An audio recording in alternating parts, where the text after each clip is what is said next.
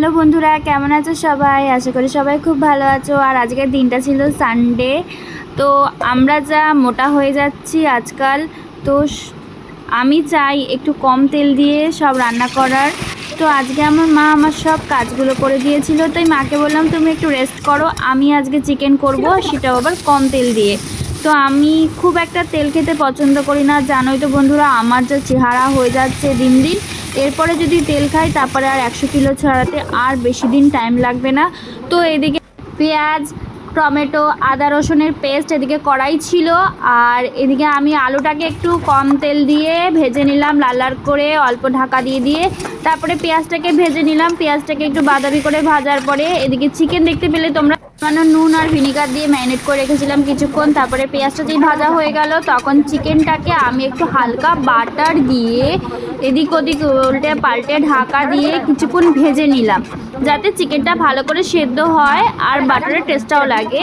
তো আমি যেহেতু একটু কম তেল দিচ্ছি তাই জন্য একটু বাটার দিচ্ছি ফর টেস্ট, তো তোমরাও দিতে পারো। তারপরে দেখো চিকেনটাকে আমি ভালো করে ভেজে নিয়েছি। আর এদিকে আমি ওই যে বাটার যে তেলটা ছিল ওই তেলের মধ্যে আমি রসুন আর টমেটোটাকে ভেজে নিলাম একটু নুন দিয়ে।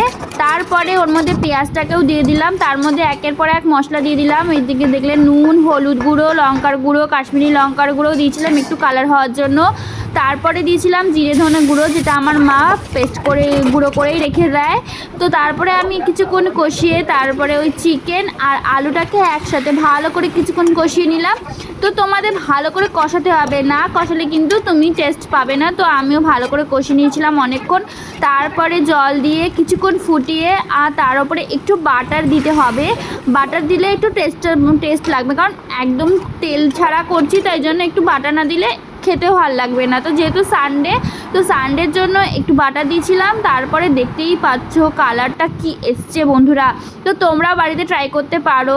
ভিডিওটা ভালো লাগলে একটা লাইক, কমেন্ট, শেয়ার করে দিও বন্ধুরা। আজকের মতো টাটা, ভালো থেকো, সুস্থ থেকো।